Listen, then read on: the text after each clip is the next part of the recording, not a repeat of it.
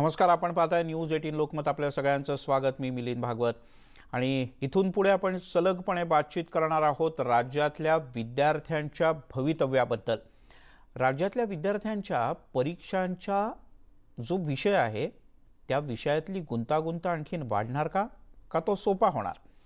विरोधी पक्ष विरोधाचीच भूमिका घेणार का सामंजस्याची भूमिका घेऊन सरकारला मदत करणार? का सरकार विरोधक आणि विद्यार्थ्यांना कोणालाही विश्वासात न घेता आपल्याला काय हवंय ते तसंच करत राहणार? या सगळ्या संदर्भात बोलण्यासाठी आपल्यासोबत आहेत स्वतः उच्च आणि तंत्रशिक्षण मंत्री उदय सामंत. आपलं स्वागत आहे सर. आणि यासोबतच भाजपचे आमदार राम कदम आपल्यासोबत या चर्चेमध्ये जोडले गेलेले आहेत. सगळ्याच त्यामुळे ही एक अतिशय महत्त्वाची गोष्ट आहे की नेमकं परीक्षांचं आता काय होणार याची उत्सुकता लागलेली आहे आणि याच्या संदर्भात वेगवेगळे दावे केले जात आहेत. प्रामुख्यानं तर अजूनही विद्यार्थ्यांच्या मनात धाकधूक आहे की नेमकं काय होणार. आणि अनेक विद्यार्थ्यांना परीक्षा हवी आहे किंवा नको आहे याबद्दलचं सार्वमत वगैरे अशी तरी नशिबानं अजून मागणी झालेली नाही. पण सरकार आपल्या दृष्टीने वचनबद्ध आहे असं सांगण्यात आलं आहे. सरकारनं असं म्हटलेलं आहे की काही झालं तरी आम्ही विद्यार्थ्यांच्या पाठीशी उभे आहोत आणि काही झालं तरी आम्ही विद्यार्थ्यांना कोणती अडचण येऊन देणार नाही. पालक आणि विद्यार्थ्यांनी निर्धास्त राहावं असंही त्यांनी म्हटलं आहे. उच्च आणि तंत्रशिक्षण विभागाच्या अंतर्गत परीक्षांच्या संदर्भात सरकारच्याकडून एप्रिल महिन्यामध्ये एक समिती स्थापन करण्यात आली होती.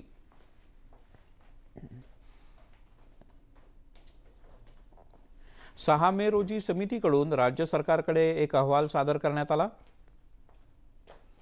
या अहवालानुसार UGCच्या नियमांप्रमाणे अंतिम वर्षाच्या परीक्षा अनिवार्य आहेत असं उदय सामंत यांनी म्हटलं होतं.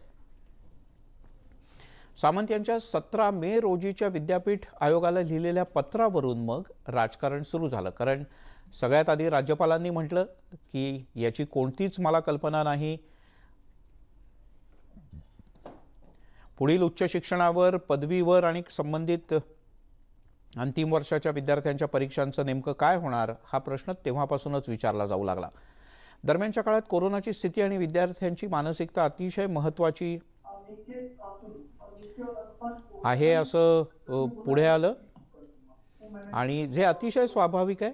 विद्यापीठांच्या पारंपरिक पदवी अभ्यासक्रमाच्या अंतिम सत्रांच्या परीक्षा दरम्यानच्या काळात सरकारनं रद्द केल्या. अंतिम वर्षाच्या शेवटच्या सेमिस्टर परीक्षा रद्द करण्यात आल्या. दरम्यान सुप्रीम कोर्टानं काय म्हटलंय ते पाहूयात. CBSEच्या विद्यार्थ्यांना दिलासा दिलाय. CBSEनं आधीच 10वी आणि 12वीच्या उर्वरित बोर्डांच्या परीक्षा सुद्धा रद्द झाल्याचं परिपत्रक काढलंय. CBSEला रद्द झालेल्या परीक्षांसंबंधी विद्यार्थ्यांना गुण देण्यासाठी मूल्यांकनाची सुद्धा मुभा देण्यात आली.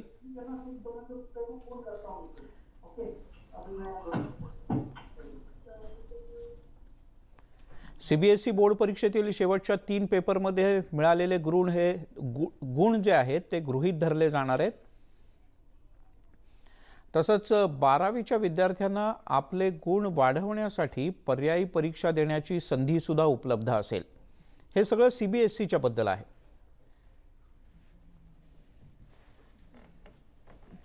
आणि त्याच वेळेला अन्य राज्यांनी आपापल्या बोर्डाच्या संदर्भातला निर्णय घ्यावा असंही न्यायालयानं म्हटलंय. आणि त्यामुळे सरकारचा महाराष्ट्रातला जो निर्णय आहे तो परीक्षा न घेण्याचा आहे. आणि राम कदम आपल्यासोबत जोडले गेलेले आहेत आता भाजपचे प्रवक्ते. राम कदमजी, आता न्यायालयानं म्हटलंय राज्याला निर्णय घेण्याचा अधिकार आहे आणि राज्यानं तर निर्णय घेतलेला आहे. मिलिंदजी, महाराष्ट्र सरकारतर्फे साधारणतः 3,41,308 विद्यार्थी जे एटीकेटीचे विद्यार्थी आहेत, जवळपास 3.5 लाख विद्यार्थी यांचं भविष्य या महाराष्ट्र सरकारनं ताटकळत ठेवले. अगदी पहिल्या दिवसापासून आम्ही सातत्यानं महाराष्ट्र सरकारला हेच सांगत होतो की आम्ही सहकार्याची भूमिका आहे त्या 3.5 लाख एटीकेटी विद्यार्थ्यांचा महाराष्ट्र सरकारनं विचार केला पाहिजे. सरकारनं कोणताही निर्णय घेतला नाही 3 महिने त्या विद्यार्थ्यांना ताटकळत ठेवलं. शेवटी आता परीक्षा रद्द करतायत, तर परीक्षा रद्द करतायत तेही देखील न्यायालयानं सांगितलं, त्याच्यानंतर ह्यांनी निर्णय घेतला. म्हणजे यांना निर्णय घेण्याची क्षमता या सरकारकडे नाही का ह्यांना 3.5 लाख विद्यार्थ्यांचं नुकसान करायचं होतं. या 2 गोष्टी अत्यंत महत्वाच्या आहेत. आणि या संदर्भामध्ये आता निर्णय पण घेत असताना की आता ह्यांनी काय केलंय, आता ह्यांनी केलंय की विद्यापीठांनी त्या बाबतीतली सूत्र ठरवावी. आता महाराष्ट्रात 11 विद्यापीठं आहेत आणि आता ह्या 11 विद्यापीठांचे 11 निकष वेगळे लागणार. म्हणजे पण राम कदमजी, तुम्हाला असं का वाटतं की प्रत्येक विद्यापीठ वेगवेगळे निकष लावेल? सगळ्या विद्यापीठांचे एक निकष असू शकतात अंतिम वर्षाच्या परीक्षा आणि केटीकेटीच्या संदर्भात. या बाबतीत आम्ही वेळोवेळी पॉझिटिव्ह सूचना दिल्या. त्या 3.5 लाख एटीकेटी विद्यार्थ्यांचं काय याच्या बाबतीत वारंवार सरकारकडे विचारणा केल्याच्या नंतर सुद्धा अतिशय दुर्दैव आहे, वाईट वाटतंय की या सरकारनं काहीच निर्णय घेतला नाही. आणि आता न्यायालयानं जेव्हा सांगितलं परीक्षा रद्द करा, तर हा रद्द करत असताना त्याच्यावर एक सुसूत्रता असली पाहिजे. हे जे विद्यार्थी आहेत यांच्या भवितव्याचं आपण काय करणार आहोत, तर त्याही बाबतीत पुन्हा सरकारनं निर्णय न घेता विद्यापीठांवर सोपवलं. म्हणजे आता ती विद्यापीठं जे एटीकेटीचे विद्यार्थी आहेत त्यांना नापास करणार आहेत का पास करणार आहेत? सरकारनं निर्णय घ्यावा, त्या विद्यार्थ्यांना आम्ही पास करतो, काहीतरी निर्णय घ्यावा लागेल ना ठोस. म्हणजे तुम्ही काय निकष लावणार आहात? तुमच्याकडे निकषच तयार नाहीत. बरं, या आधी कुलगुरूंसहित यांनी एक कमिटी नेमली, आयोग नेमला. त्या आयोगाची अजून काही त्यांच्याकडून आलंच नाही. म्हणजे या सरकारनं दुर्दैवानं शिक्षण या क्षेत्रामध्ये अतिशय घोर, ज्याला आपण म्हणतो, विलंब केला, निष्काळजीपणा केला. आणि याच्या मला सांगा राम कदम, बरं ठीक आहे, आताची परिस्थिती आपल्याला काय आहे ती माहिती आहे महाराष्ट्रातली, आणि तुम्ही म्हणता त्यात थोडंसं तथ्य आहे की खरंच गोंधळाची स्थिती आहे. नेमकं काय होणार, विद्यापीठं काय निर्णय घेणार? कारण मुख्यमंत्र्यांच्या सोबत व्हिडिओ कॉन्फरन्सिंगमध्ये त्या विद्यापीठाच्या प्रमुखांनी नेमकं काय सांगितलं हेही आपल्याला माहीत नाही. ते फक्त मुख्यमंत्र्यांना आणि त्या बैठकीत सहभागी झालेल्यांनाच माहिती आहे. विरोधी पक्ष म्हणून तुम्हाला काय वाटतं, आता या एटीकेटीच्या मुलांचं काय करावं? या संदर्भामध्ये महाराष्ट्राच्या सरकार पास करणार आहे का सगळ्या विद्यार्थ्यांना? आम्ही समर्थन करायला तयार आहोत. करणार आहे का पास? पण काहीतरी सुसूत्रता असली पाहिजे ना. कोणताच निर्णय घेत नाहीये. म्हणजे आज ती जी मुलं आहेत, म्हणजे एखादा मुलगा एटीकेटी मध्ये आला असेल तर याचा अर्थ असा नाही की त्याने नंतरच्या कालखंडात अभ्यास केला नाही. त्याने अभ्यास केलाय, त्याचे अनेक मुलं पास होऊ शकतात. तर त्याच्यामुळे या सरकारनं विद्यार्थ्यांकडून लेखी लिहून घ्यायला सुरुवात केली. म्हणजे तुम्ही सरकार म्हणून तुम्ही स्वतःची काही बुद्धी चालवणार आहात का नाही चालवणार आहात का, तेही तुम्हाला विद्यार्थ्यांच्या डोक्यावर माथ्यावर मारायचंय. म्हणजे 3 महिने कशासाठी लागतात? बरं, आता निर्णय घेत असताना युजीसीचा निर्णय येणार आहे पूर्ण देशभरासाठी, तर तो येत असताना एकत्रितपणे तुम्ही का नाही घेतला, असे अनेक प्रश्न निर्माण होतात. ज्या पद्धतीनं यांनी कोरोनाशी लढत असताना यांचा निष्काळजीपणा, यांची असंवेदनशीलता याच्यामुळे महाराष्ट्राचा आणि मुंबईचा चायना करून टाकला, तसं दुर्दैवानं जे महाराष्ट्र पुणे शिक्षणाचं माहेरघर मानलं जायचं, त्या विद्यार्थ्यांच्या शैक्षणिक आरोग्याची देखील या सरकारनं काळजी घेतली नाही. त्या बाबतीत पण चाल ढकलपणा केला. एअर कंडिशन बंगल्यामध्ये सगळे मंत्री आपल्याला स्वतःला क्वारंटाईन करून घेत. रामकदमजी एक मिनिट, तुम्ही आरोप करा, उत्तर द्यायला समोरनं मंत्री सुद्धा पुढच्या काही क्षणांमध्ये असणार आहेत. पण मला तुम्हाला हा प्रश्न विचारायचा आहे की ठीक आहे, आता निर्णय झाला, एटीकेटीचा निर्णय होईल. जर का सगळ्या विद्यापीठांनी एकत्रित असाच निर्णय घेतला की सगळ्याच विद्यार्थ्यांना पास करायचं इरिस्पेक्टिव्ह ऑफ एटीकेटी, तर तुम्ही त्याचं समर्थन करणार आहात? मूळ मुद्दा असा येतोय की आता सरकारनं काय भूमिका घ्यायला होती? सरकारनं भूमिका आणि सूत्र आणि निकष ह्या 11च्या 11 विद्यापीठांना ठरवून द्यायला होते. मला कळायला मार्ग नाही. विद्यापीठांना स्वतःच्या मर्जीप्रमाणे निकष आणि सूत्र ठरवायला दिलेत. म्हणजे एक विद्यापीठ जे निकष लावेल तेच निकष आणि तीच सूत्र दुसरे 10 विद्यापीठ लावतील याची गॅरंटी आहे का सरकारकडे? काही गॅरंटी नाही. आणि एवढं असताना देखील सरकारनं अशा प्रकारचा निष्काळजीपणाचा निर्णय घ्यावा याचा आश्चर्य वाटतं. आणि दुसरा भाग असा आहे की जे एटीकेटीचे विद्यार्थी आहेत किंवा इतर विद्यार्थी आहेत, हे बघा, परीक्षा घेत असताना विद्यार्थ्याचं आरोग्य, त्याच्या जीवितव्याची काळजी ही 100% घेतलीच पाहिजे. तर त्याच्यामुळे त्या बाबतीमध्ये नाहीये. पण तुम्ही निर्णयच नाही घेणार, हा तुमचा निर्णय असेल तर ते तर दुर्दैव आहे. जसं पण मग महाराष्ट्राच्या रामकदमजी 11 कोटी रामकदमजी जनतेला एकच मिनिट तुम्ही फक्त सरकारचा विरोध करायच्या ऐवजी किंवा सरकार म्हणजे अपयशी आहे, सरकार निर्णय घेत नाहीये, सरकारनं हे नाही केलं ते नाही केलं असा पाढा वाचण्याच्या ऐवजी तुम्ही असं का नाही म्हणत की कुठला तरी निर्णय घ्या, सरकारनं कुठला तरी निर्णय घ्यावा, चुकीचा किंवा बरोबर नंतर ठरेल. तुम्ही अशी का नाही मागणी करत? निर्णय तर घ्या. तुम्ही फक्त हे चूक आहेत ते चूक आहेत असंच म्हणताय. आदरणीय विरोधी पक्ष नेते देवेंद्र फडणवीस साहेब यांनी अनेकदा मुख्यमंत्र्यांना पत्र लिहून, अनेकदा चर्चा करून, आणि शिवाय माजी शिक्षण मंत्री आमदार आशिष शेलारजी यांनी देखील वारंवार सरकारकडे विचारणा केली. पण सरकार, आता मी बोललो तर आपण मला आरोप आहे असं समजाल, पण सरकार या संकट काळात जे लोकांना टेंडर देत आहेत, विदाउट टेंडर लोकांना जी कामं देत आहेत, रामकदमजी आपला विषय शिक्षणाचा आहे, आपला विषय शिक्षणाचा आहे ना रामकदम. तुम्ही आता कोविड कुठल्या तरी टेंडरचं आता इथे करायच्या ऐवजी शिक्षणाच्या बद्दल सांगा ना तुम्ही. मिलिंदजी, सरकारनं या 3 महिन्याच्या काळात महाराष्ट्राच्या शैक्षणिक विद्यार्थ्यांचा असेल, कोरोना रुग्णांचा असेल किंवा शेतकऱ्यांचा असेल, एक घेतलेला महत्वाचा हिताचा निर्णय सांगा. एक पैशाची मदत केली ना यांनी, ना शेतकऱ्याला केली, ना विद्यार्थ्याला वाऱ्यावर सोडून दिलं. पेशंट तर तडफडून मरतात ऑक्सिजन नाही म्हणून. कुठल्याच क्षेत्रात घेतलेला एक निर्णय पत्रकार म्हणून तुम्ही मला सांगा की रामकदमजी हा या सरकारने चांगला निर्णय घेतला. कुठला घेतला? 3 महिने झाला आम्ही सांगतोय तुम्ही निर्णय तर घ्या विद्यार्थ्यांच्या बाबतीत. काहीच निर्णय नाही. रामकदमजी तुम्ही इतका सरसकट आरोप करणं बरं नाही. रामकदमजी या सरकारनं एकही निर्णय घेतला असं हे म्हणणं जरा जास्त होईल ना. सरकारनं काहीतरी निर्णय घेतले ना. सरकारनं आता 4 दिवसांपूर्वी, म्हणजे तुम्ही विषयांतर केलं म्हणून मी जरा विषयांतर करतो, कोरोनाच्या टेस्टच्या संदर्भात सरकारनं सकारात्मक निर्णय घेतला ना. ठीक आहे 4 दिवस उशीर झाला असेल पण सरकारनं निर्णय घेतला.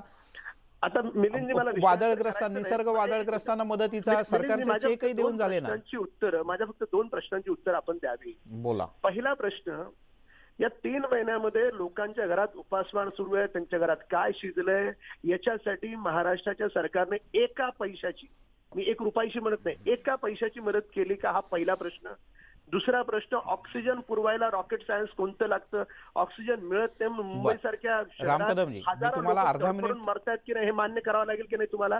तिसरा महत्वाचा मुद्दा, या 3 महिन्यामध्ये 172 कोटी रुपये वगळता, तेही केंद्राकडून आले, दुसरं या सरकारनं स्वतःच्या तिजोरीतलं काय दिलं सांगा मला. नाही ठीक आहे रामकदमजी, जसं तुम्ही असा प्रश्न विचारताय मी त्याचे आकडे देऊ शकतो सरकारनं काय केलं, पण म्हणजे मला एक क्षणभर असं वाटायला लागलं की तुम्ही सभागृहात बोलताय आणि सभागृहाचा मी अध्यक्ष आहे, तर असं काही नाहीये. आपल्यासोबत उदय सामंत आहेत, उच्च आणि तंत्र शिक्षण मंत्री जोडले गेलेत. सामंत सर, स्वागत आहे आपलं न्यूज 18 लोकमतमध्ये. रामकदम यांचा असा आरोप आहे की अजूनही तुम्ही निर्णायकी स्थितीतच आहात, अजूनही एटीकेटीच्या विद्यार्थ्यांचं काय याचं काही झालेलं नाही. प्रत्येक विद्यापीठाला तुम्ही म्हटलं की तुम्ही निर्णय घ्या. हे वेगवेगळे निर्णय आले तर मग त्या विद्यापीठाच्या करता वेगवेगळ्या पद्धतीने मुलं पास होणार का?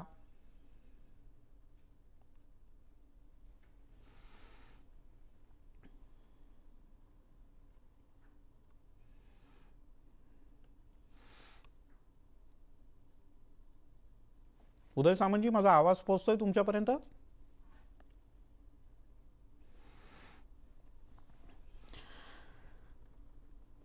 उदय सामंत राज्याचे उच्च आणि तंत्र शिक्षण मंत्री. पहिल्यांदा त्यांनी घेतलेला निर्णय काहीसा वादात सापडला, राज्यपालांनी नाराजी व्यक्त केली, त्यानंतर हे सगळं प्रकरण आता थेट सर्वोच्च न्यायालयातनं त्या संदर्भातले काही. हां सामंत सर बोला, तुमचा आवाज येतोय आता.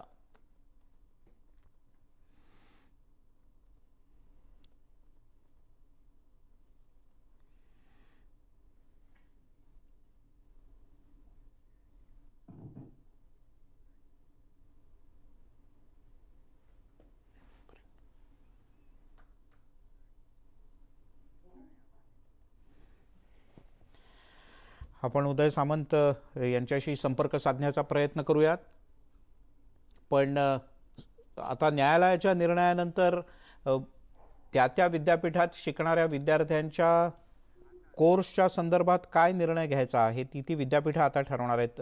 सामंतजी, माझा आवाज पोहोचतोय आता तुमच्यापर्यंत? हो पोहोचतोय. माफ करा, काही तांत्रिक अडचणी होत्या त्याबद्दल. पण आता नेमकं पुढे कसं होणार आहे? राज्यातल्या एटीकेटीच्या विद्यार्थ्यांचं काय होणार आहे आणि विद्यापीठं ती विद्यापीठं त्या विद्यापीठातल्या विद्यार्थ्यांच्या बद्दलचा निर्णय कधीपर्यंत घेतील? एक महत्वाची गोष्ट याच्यामध्ये अशी आहे की मी जरा टेक्निकल याच्यामुळं नंतर आपल्याशी बोलला गेलो. होय. सगळ्यात सगळ्यात महत्वाची गोष्ट अशी आहे की आमदार रामभाऊने जे काही मुद्दे मांडले, हो. खरोखरच मला आश्चर्य वाटलं की अशा पद्धतीचं विद्यार्थ्यांच्या भवितव्याशी राजकारण होऊ शकतं हे मी पहिल्यांदा बघतो. त्यांनी सांगितले की 3 महिन्यामध्ये कुठचाच निर्णय झाला नाही, 3 महिन्यामध्ये शासनाने कुठचाच निर्णय घेतला नाही, विद्यार्थ्यांना वारावर सोडलं. माझं सुदैव आहे की मी कनेक्ट झालो, नाही तर विद्यार्थ्यांमध्ये गैरसमज पसरवण्यामध्ये ही मंडळी माहीर आहे. आणि म्हणून मला एकच सांगितलं पाहिजे की मे महिन्यामध्येच आम्ही विद्यार्थ्यांच्या संदर्भातला अंतिम वर्षाच्या आधीच्या विद्यार्थ्यांच्या मुलांचा निर्णय घेतला आणि अंतिम वर्षाच्या संदर्भात आम्ही 20 जूनच्या अगोदर पुन्हा एकदा चर्चा करू आणि विद्यार्थ्यांसमोर जाऊ अशा पद्धतीची भूमिका मांडली. बरोबर. पण ज्या पद्धतीनं कोविडचं प्रमाण वाढत गेलं त्याच्यामुळे आम्हाला रिव्ह्यू अगोदर घ्यावा लागला आणि रिव्ह्यू अगोदर घेतल्यानंतर असं लक्षात आलं की कुठच्याही परिस्थितीमध्ये सोशल डिस्टन्सिंग मेंटेन करून आपण 8.5 लाख विद्यार्थ्यांच्या परीक्षा घेऊ शकत नाही. हो. उत्तरपत्रिका बनवणं, त्या उत्तरपत्रिका बनवताना देखील अनेक लोक त्यांना हाताळतात.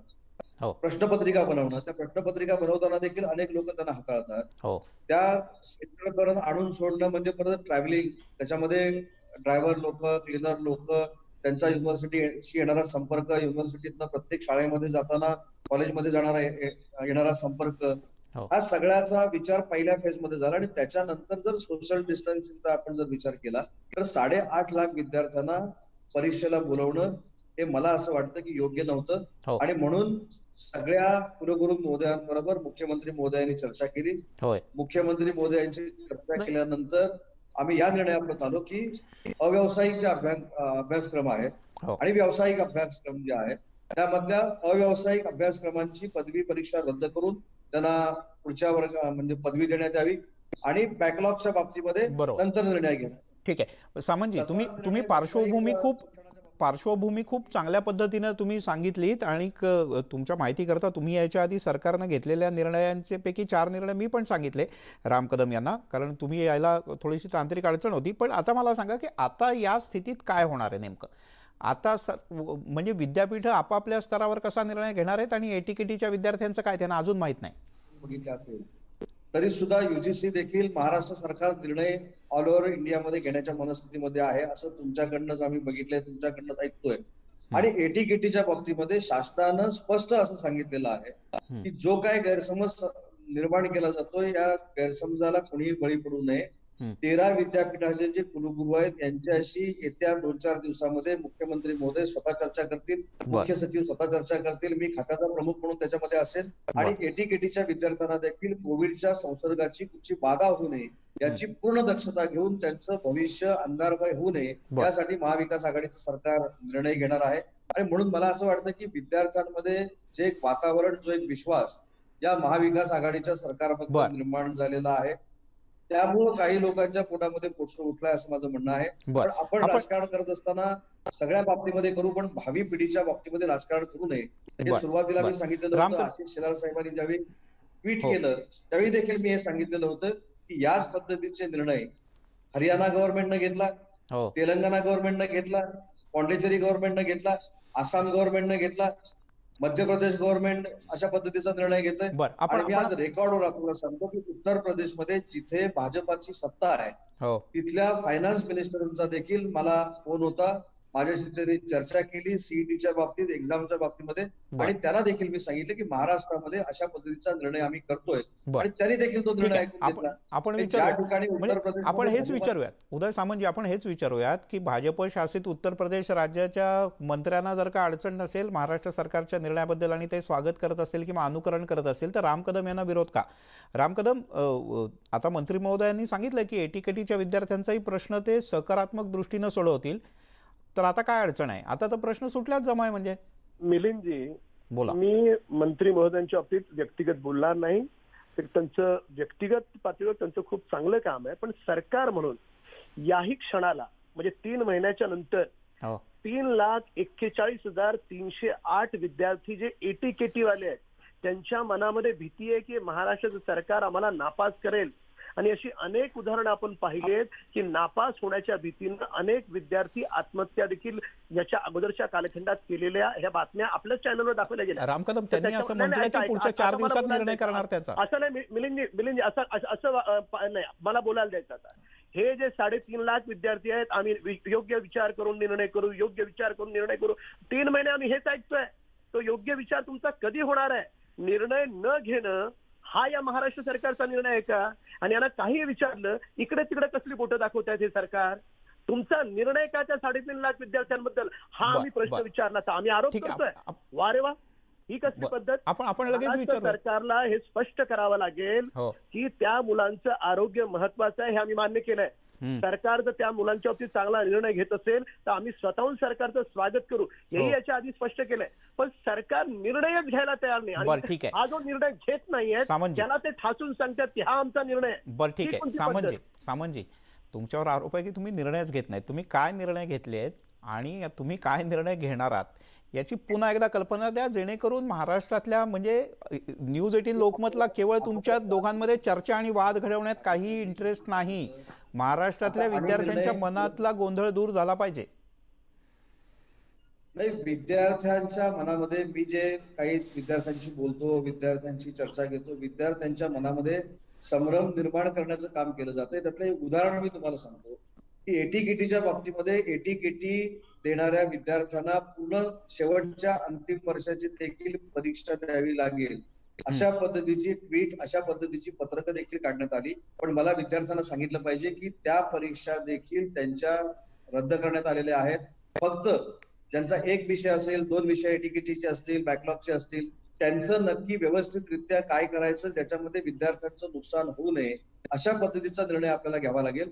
आणि मला रामभाऊंना सांगितलं पाहिजे की 4-5 विद्यार्थ्यांचा किंवा 50 विद्यार्थ्यांचा जर प्रश्न असता तर आपण तातडीनं तो विषय अगदी इगो न धरता आपण सोडवून टाकण्याचा प्रयत्न केला असता. पण हा इगोचा देखील विषय नाही. महाराष्ट्र सरकारला लाखो विद्यार्थ्यांच्या भवितव्याच्या दृष्टीनं निर्णय घ्यावे लागणार आहेत आणि त्याच्यासाठी अनेक तज्ञ आहेत, अनेक माजी कुलगुरूंशी आम्ही बोलतोय.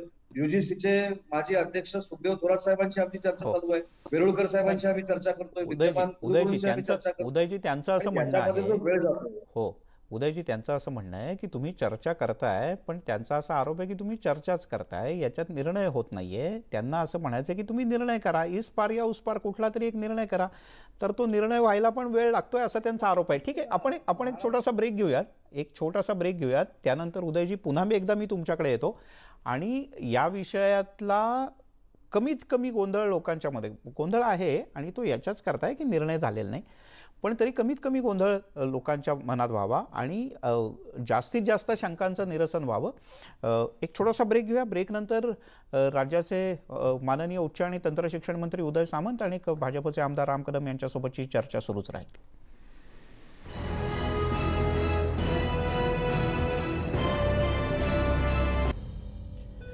ब्रेकनंतर आपल्या सगळ्यांचं पुन्हा एकदा स्वागत.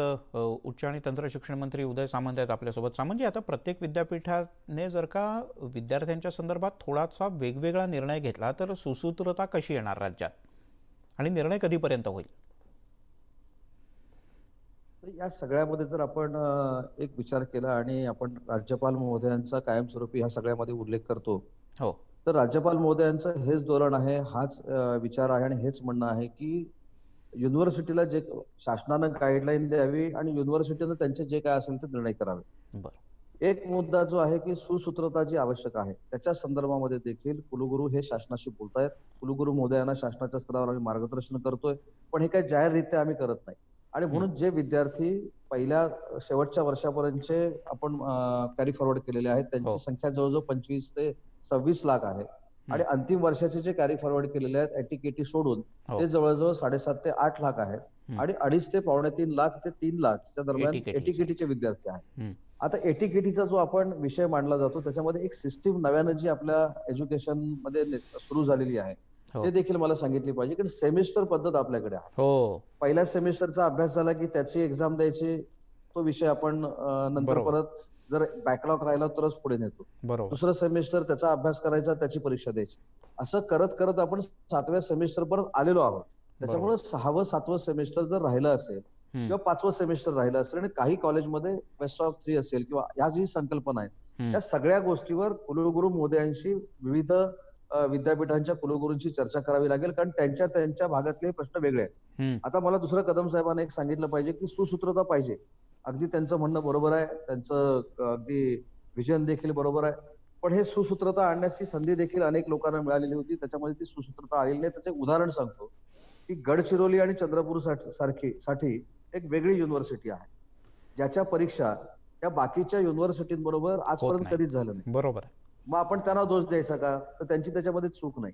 पाऊस पडल्यानंतर तिथली जी भौगोलिक परिस्थिती असते त्याच्यानुसार ते बदलतं. गावागावांची जी कनेक्टिव्हिटी ब्रेक होते, त्याच्यासाठी सगळ्या युनिव्हर्सिटीच्या अगोदर ते परीक्षा घेतात आणि ते निकाल आपला जाहीर करतात.